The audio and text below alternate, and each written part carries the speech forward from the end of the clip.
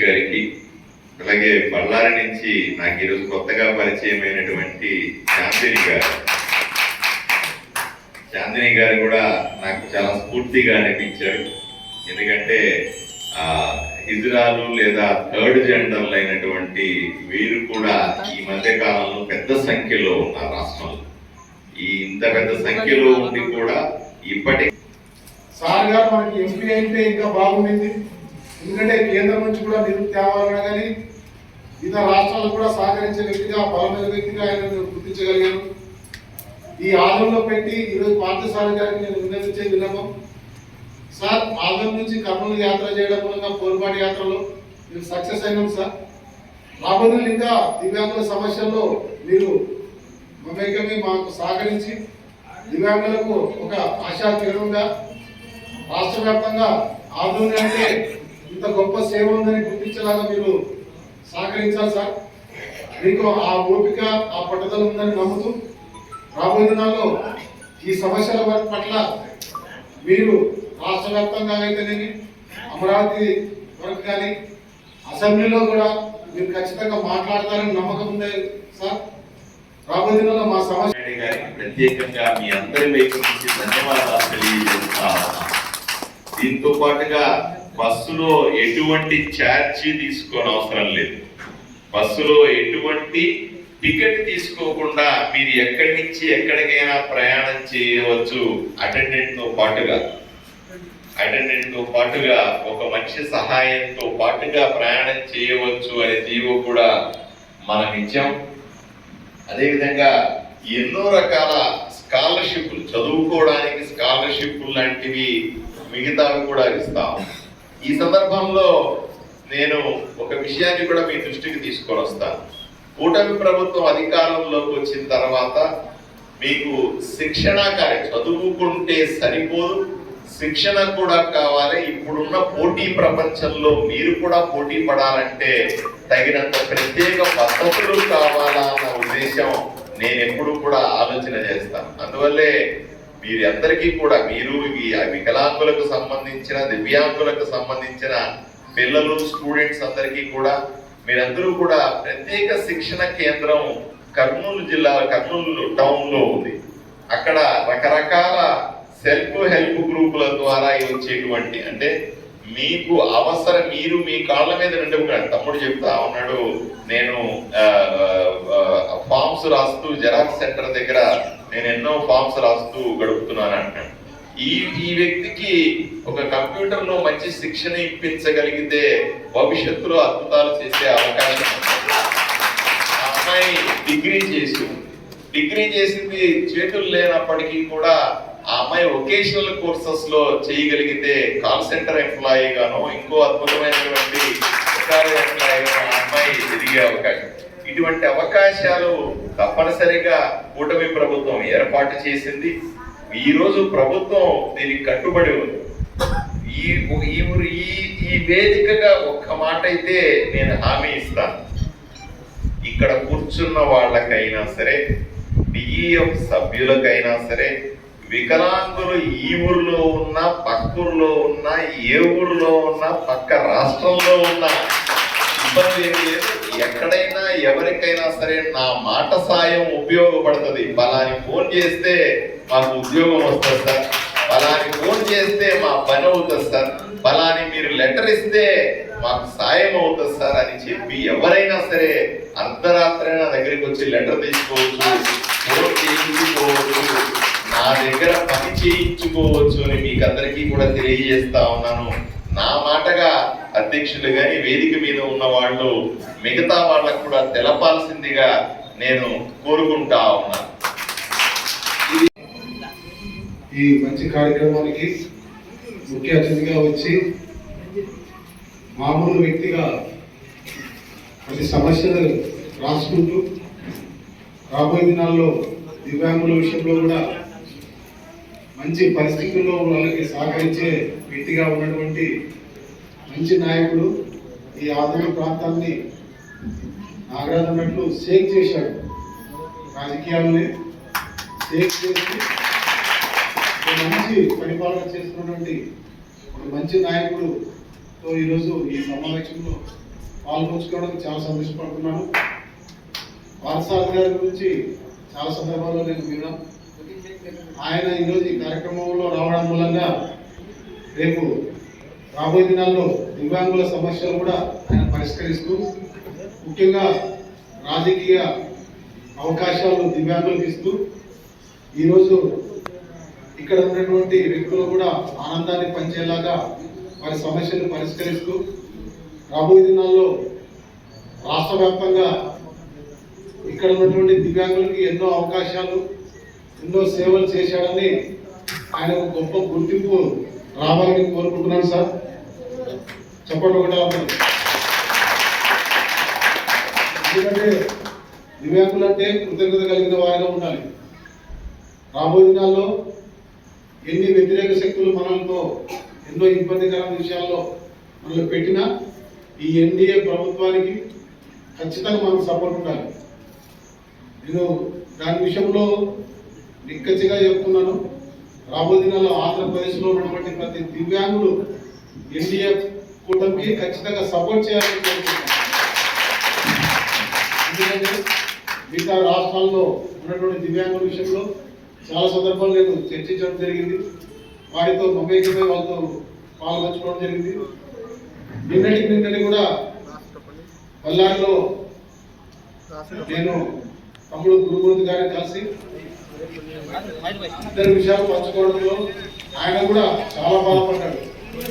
1400 కర్ణాటకలో దివ్యాంగులకు మిమ్మల్ని చూస్తే మాకు చాలా ఆనందం అనిపిస్తుంది సార్. 6,000 రూపాయలు పెన్షన్ అంటే ఆ ప్రభుత్వానికి నేను చాలా కృతజ్ఞతగా ఉంటున్నాను సార్.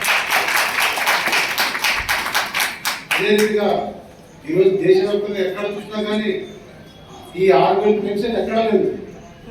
ముఖ్యంగా పడక మీద ఉన్న వ్యక్తికి 15,000 పెన్షన్ కూడా లేదు. దివ్యాంగులకు బస్సులో ఫ్రీ కూడా లేదు. ఇంత గొప్ప గొప్ప పథకాలు మనందరికి అందించినటువంటి చంద్రబాబు నాయుడు గారికి అయితేనేమి, పవన్ కళ్యాణ్ గారికి అయితేనేమి, ఇండియా కూటమిలో ఉన్నటువంటి బీజేపీ ప్రభుత్వానికి అయితేనేమి, ప్రత్యేకంగా దివ్యాంగుల ముఖ్యంగా ఈ 6,000 పెన్షన్ విషయంలో ఎన్నికల ముందు మనం అందరం కలిసి ఆంధ్ర నుంచి కర్నూలు దాకా 100 కిలోమీటర్లు పాదయాత్ర చేసి పూలబాట యాత్రలో మనము కలెక్టర్ ఆఫీసులో ముట్టడి చేసి అక్కడ మన హక్కుల కోసమని మనం కార్యక్రమం నడిపినప్పుడు ఒక గొప్ప వార్త మనం వినడం జరిగింది. ఇండియా కూటమి వారు మేము గెలిస్తే 6,000 పెన్షన్ ఖచ్చితంగా ఇస్తామన్నారు. నాకైతే నమ్మకం కొద్ది ఉంటుంది. అయినా వారి మాటకు శిరస వహించి రాష్ట్ర వ్యాప్తంగా 20 లక్షలకు పైగా ఉన్నటువంటి వికలాంగులందరికీ అది సంతోషం అనిపించి అందరి దగ్గర మేము మాట తీసుకుని రాష్ట్ర వ్యాప్తంగా లక్షలాది మంది దివ్యాంగులందరూ ఓట్లు వేయడం మూలంగా కూటమి రావడం జరిగింది. సరే, కూటమి వచ్చిన తర్వాత ఈ 6,000 పెన్షన్ మనకి ఇవ్వడానికి చాలా కష్టపడుతుంది మేము అనుకున్నాం. ఇవ్వలేమనుకున్నాం. మేము ప్రజల్లో మేము తిరగలేమని కూడా బాధ కలిగింది. కానీ మొట్టమొదటి నెలలోనే ప్రభుత్వము 6,000 పెన్షన్ మొదటి తారీఖే మనకి ఇవ్వడం చాలా ఆశ్చర్యపోయాం. చాలా కృతజ్ఞతగా ఈ కూటమి ప్రభుత్వానికి ఇప్పటి వరకు ఉండగలిగాము. రాబోయే ఇంకా ఉండగలిగాము. ఇంకా ముఖ్యంగా ఇంద్రధనుసులో కూడా దివ్యాంగులకి బస్సులో ఫ్రీ ఇవ్వడం కూడా చాలా ఆనందించదగ్గ విషయం. మరి ఈరోజు రాష్ట్ర టీఎఫ్ అంటే మన యొక్క దివ్యాంగుల సాధికారత ఫోరం ఆవిర్భావ దినోత్సవానికి మరి విచ్చేసినటువంటి అజీరత మహోదరమైనటువంటి ఆదోని మన యొక్క శాసనసభ్యులైనటువంటి శ్రీ పార్థసారథి గారికి హృదయపూర్వక అభినందనలు. అదేవిధంగా రాష్ట్ర డిఎఫ్ మన యొక్క గౌరవ అధ్యక్షుడైనటువంటి శ్రీ మల్లెల ఆపరేటర్ రాజు గారు మన యొక్క డిఎఫ్కి ఆయన రాష్ట్రంలోనే గాడ్ ఫాదర్ లాంటి వారు.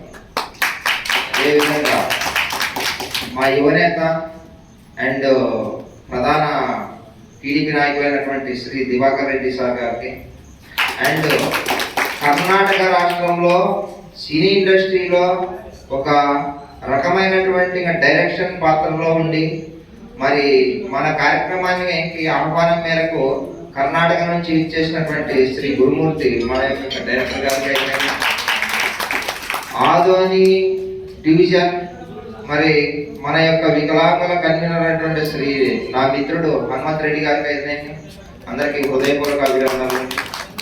ముఖ్యంగా సార్ ఈరోజు మీరు మా కార్యక్రమానికి మమ్మల్ని మరి మన్నించి రావడం మాకు పెద్ద ఒక వరం.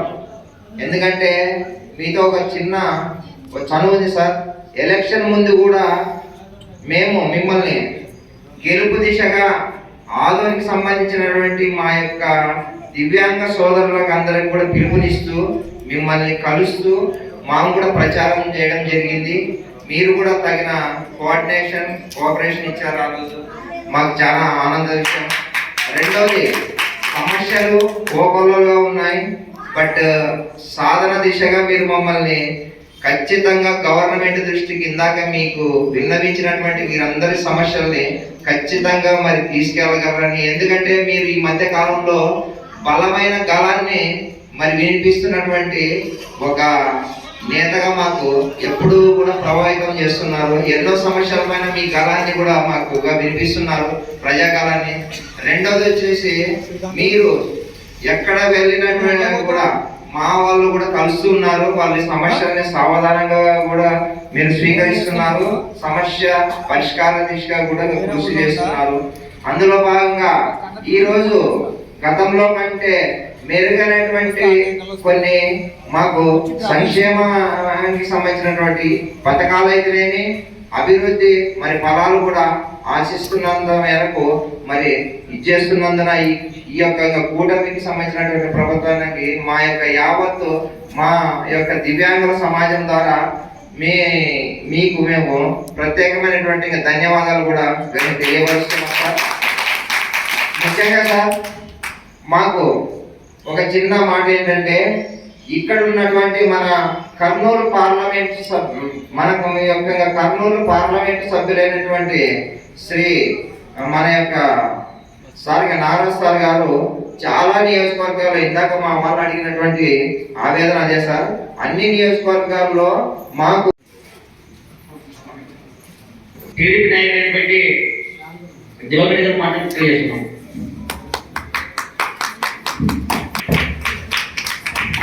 అందరికీ నమస్కారం.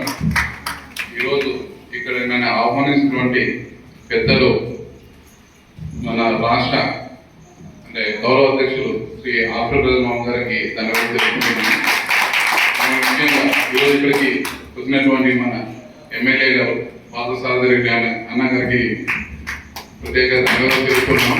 ఎందుకంటే ఇక్కడికి మనకి ఎన్నో సమస్యలు ఉన్నాయి, ఎన్నో ఇప్పుడు అన్ని విన్నాము. ఇక్కడికి మా ప్రభుత్వం నుంచి అంటే మా ఎన్డీఏ కూటమి తరఫు నుంచి మీకు కొన్ని అంటే జరుగుతున్నాయని ఆశిస్తున్నాను. ఎందుకంటే 6,000 పింఛన్ అనేది ఇంతవరకు ఎప్పుడు జరగలేదు ఏ రాష్ట్రంలో. మనం ముఖ్యంగా మన ఆంధ్రప్రదేశ్ రాష్ట్రంలో జరిగింది.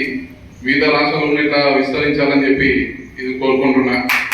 రెండోది ఏంటంటే చిన్న చిన్న సమస్యలు ఉన్నా అది తీర్చే పరిష్కారంగా ముందు సాగుతుంది ఇది. ఎందుకంటే ఎమ్మెల్యే గారు మనము చూస్తూనే ఉంటాం, మన ఏదైనా ముందు వరిసిందంటే మన ఎక్కువగా మన పాత సాధనను చూస్తున్నాం మనం అసెంబ్లీలో. దానివల్లనే కొంచెం ఏదైనా మనకు దివ్యాంగుల గురించి ఏదైనా చేరాలంటే ఉన్న అన్నకు తరఫు నుంచే మనకు వెళ్ళాలని చెప్పి స్పష్టంగా చెప్తున్నాం. ఎందుకంటే అన్న ఈ విధానం తీసుకుని ముందుకు వెళ్ళాలని చెప్పి కోరుకుంటున్నాం. ఈ అవకాశం పెద్దలకు ధన్యవాదాలు.